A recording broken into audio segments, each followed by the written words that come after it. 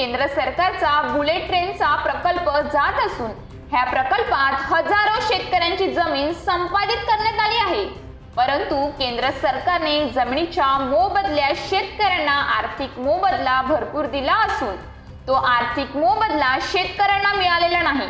असे काही शेतकरी मोबदल्यापासून वंचित राहिले आहेत किंवा काही दलाल आणि काही महसूल अधिकारी यांच्या संगमताने शेतकऱ्यांचा आर्थिक मोबदला हडप केला असावा असे उघडपणे बोलले जात आहे। आपलं पोलीस रिपोर्टर मध्ये स्वागत आहे। सर्वप्रथम आपलं नाव हुद्दा सांगा। माझे नाव विलास लक्ष्मण वांगड, मी आदिवासी अस्मिता पालघर जिल्हाध्यक्ष। आज मी ज्या साखरे आखरमाळ या ठिकाणी आलेलो ते आपले आदिवासी बांधव आहेत, दोघे जण ते गुजर आहेत, सरद गुजर म्हणून आहे। तर यांची सदर ही 188/1 हा गट नंबर आहे। ह्या गट नंबरच्या माध्यमातून यांची जमीन गेलेली आहे बुलेट ट्रेनच्या माध्यमातून, परंतु यांना काय पैसेच शासनाने दिलेले नाही। तसं बुलेट ट्रेनच्या ह्याच्याने यांना फक्त काही असं यांना 17,000 रुपये दिले, यांना काही 18,000 रुपये दिले, फक्त एवढंच मानधन भेटलेलं आहे। मग बाकीचे पैसे गेले कुठे?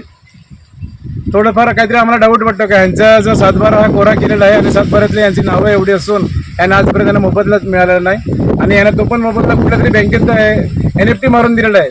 मग तो कुठल्या दर दिला असेल? सरकारच्या ह्याच्यानुसार द्यायला पाहिजे। तर पुढचं तुमचं नियोजन काय आहे? यांना कशा पद्धतीने तुम्ही न्याय मिळवून देणार ते जरा पुढे माझं एकच आहे का आता जर समजा यांच्या मानधन यांचे जो पैसा आहे तो यांच्या अकाउंटला जमा नाही झाला, शासनाने करून नाही दिला बुलेट ट्रेनने, तर आम्ही इथे पालघरला डायरेक्ट उपोषणाला यांना दोघांना घेऊन आम्ही बसणार आहे।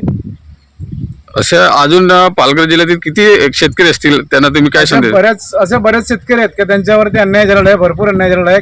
काही काहींना तर असे पैसे दिलेले आहेत की त्यांना चेक दिला आणि चेक दिला, पैसे काढले आणि बाजूला लगेच दलालांनी पैसे घेतलेत।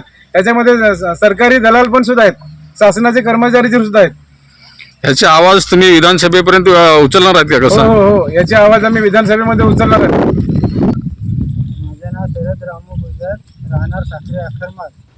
हे आमची बुलेट ट्रेनची जागा तिथपर्यंत गेली, तर आम्ही पालघर जिल्हाध्यक्ष विलास वांगड साहेब यांच्याकडे आम्ही तक्रार देत आहे। असे साखरे आखळमाळ गावातील दशरथ रामू गुजर आणि शरद रामू गुजर ह्यांना जमिनीचा मोबदला फक्त 18,000 रुपये 16 जून 2023ला देऊन शांत केले होते। हे अशिक्षित असल्यामुळे त्यांना काही समजले नाही। त्यांना वाटले की अजून आपल्याला जमिनीचा मोबदला मिळेल, परंतु 1 वर्ष उलटले तरी मिळत नाही, म्हणून त्यांनी आदिवासी अस्मिता संघटनेचे जिल्हा प्रमुख विलास वांगड यांच्याकडे लेखी तक्रार करून न्यायाची अपेक्षा केली आहे। न्यूज पोलीस रिपोर्टर माधव तला, डहाणू।